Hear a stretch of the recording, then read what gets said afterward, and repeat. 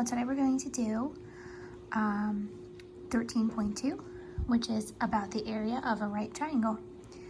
So this is a little bit easier than the quadrilaterals that we were doing yesterday. But in order to understand where the area of a right triangle comes from, we can use what we just learned about the area of a rectangle. So we're going to do this explore activity. If you'd like to pause it and try it yourself, you can. I'm just going to keep going. Instead of drawing my own, I'm just going to use the one that's here. If you'd like to draw your own on graph paper, you can do so. So if we have a big rectangle on a piece of graph paper, in order to make it a rectangle, of course, you need to have the same length on opposite sides, right? So make sure if you draw it yourself that they're the same. What's the formula for the area of a rectangle? So as we just recalled yesterday, it was length times width, right? But instead we were using, for a parallelogram, we were using base times height. So if we have a diagonal of a rectangle, that just means from one corner to the opposite corner is a diagonal. So the diagonal divides a rectangle into two halves, or two pieces, whatever you want to say. Each one of these represents half of the rectangle. Can you see that? Okay, so we can use this information in the formula of the area of a rectangle to write a formula for the area of a right triangle. So if a triangle is half of a rectangle, then guess what, kids? The formula is half of the formula. So if the area formula for a parallelogram or a rectangle is base times height, then the area of a triangle is 1/2 the base times the height. I'm also going to write it this way because some people prefer it this way. Base times height divided by 2. Okay, I'm going to let you pick which way you like better. I have just used this just out of habit, but a good majority of my students in the past have preferred to do base times height divided by 2. Okay, so that is how you get the area of the triangle from the area of a rectangle. So let's move on. Here it is, using a diagram of a triangle. So it doesn't have to be a right triangle in order for that formula to hold true. The only thing you need to know is that the height is not one of these sides. This is not a height, and this is not a height. The height is just like when we talked about with the trapezoid. It goes from the top straight down to the bottom. It has to form a right angle. Remember, that's called perpendicular. Okay? The height has to form a right angle with the base.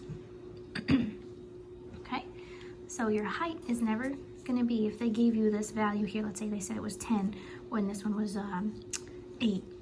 Those will never be your height. The height is always going to be from the very tippity top of your triangle, drawn down to the base.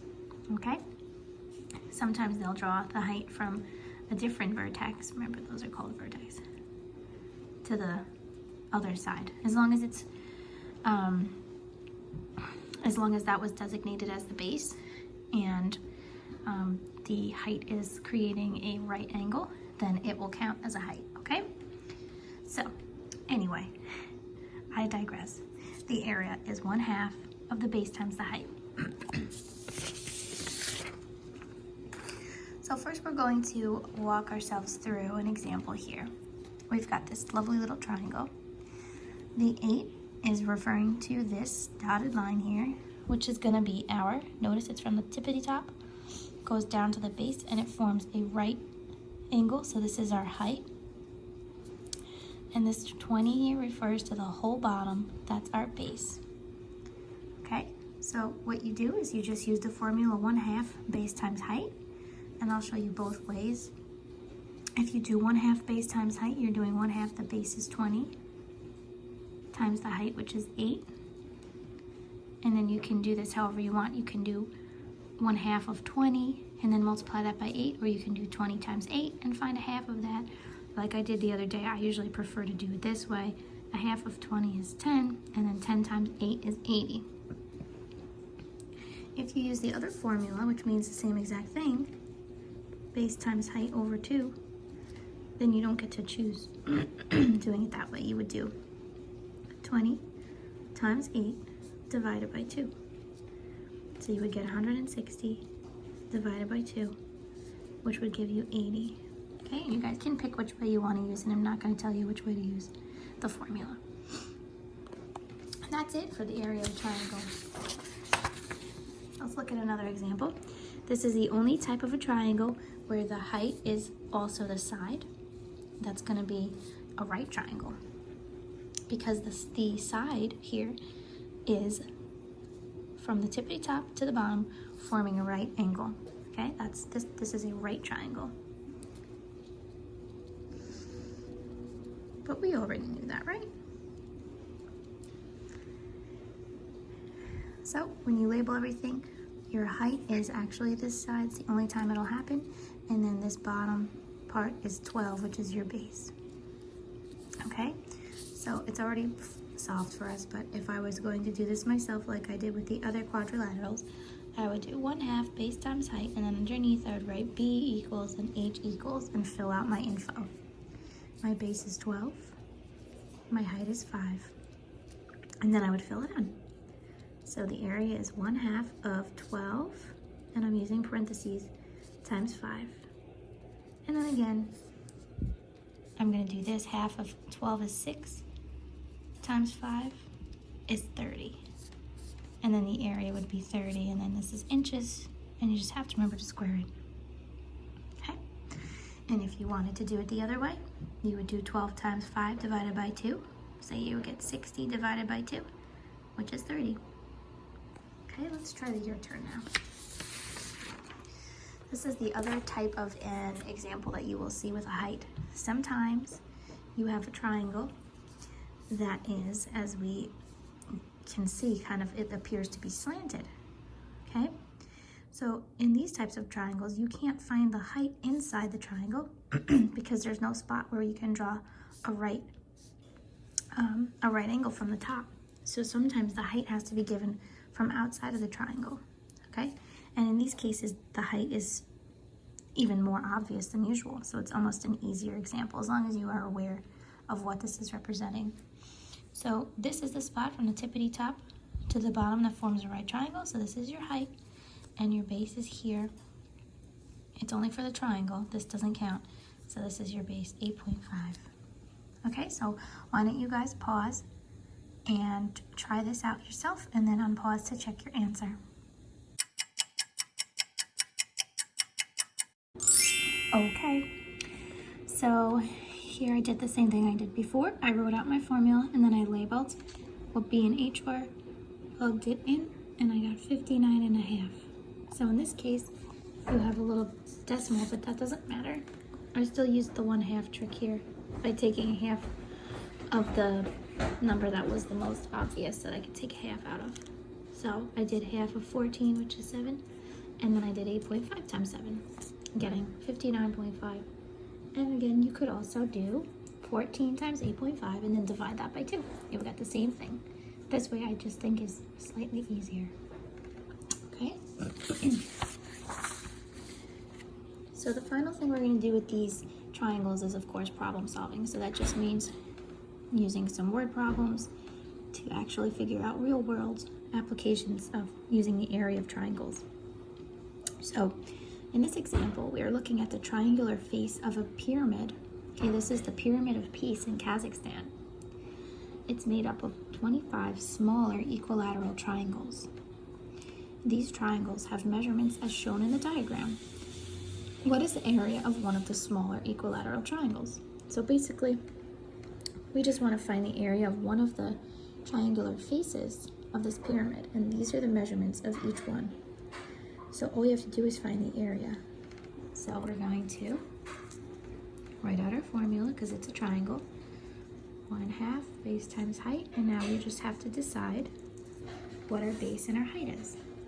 So this 12 is this piece down here, that's your base.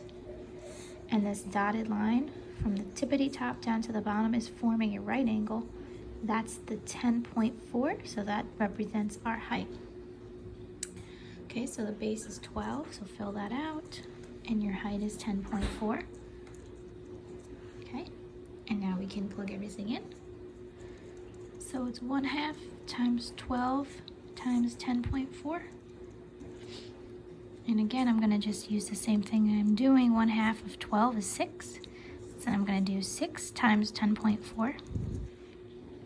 And we'll just take it off to the side and do it the long way. 10.4 times 6. 6 times 4 is 24.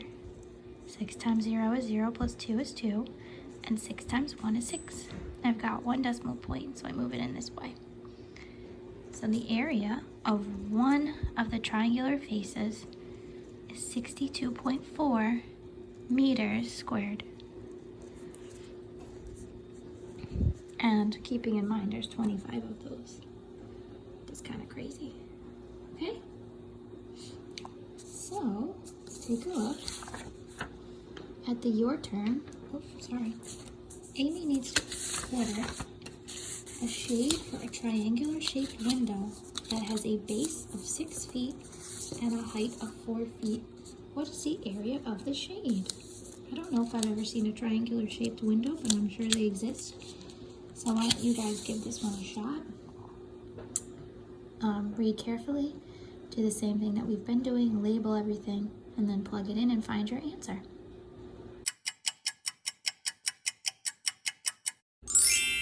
Okay, so I got 12 feet squared. Did you guys get 12 feet squared too? I bet you did, because this one was an easy one. And I just wanted to show you that if you do have a word problem, sometimes it's helpful to draw a little diagram. This case, it's pretty straightforward because they're telling you that it's the base and the height. So it's not necessary to draw the diagram, but sometimes it's helpful to do it anyway. And it won't always be, you know, very straightforward, like the base is 6, the height is 4. They might say something like the bottom or from the top to the bottom. You know, you might have to figure it out yourself. So sometimes it does help. Okay, so anyway, I did this even though it wasn't entirely necessary. I labeled, and then I wrote my formula, plugged in my numbers. I did 1/2 of 6 is 3, and 3 times 4 is 12. So if you guys like my way, it sometimes saves a lot of time. You know, there will be times where it's not easy to take a half because both of the numbers might be odd. But if either of them are even, then this is usually the way to go. It's just a little bit, it simplifies things a little bit, less dividing. Okay, so that's it, guys, for the lesson today. Area of triangles is kind of fun, I think. I can see some of you enjoying this. And I also know at the same time that a lot of you don't love geometry, so I'm not sure. So we'll see. All right, guys, have fun with this.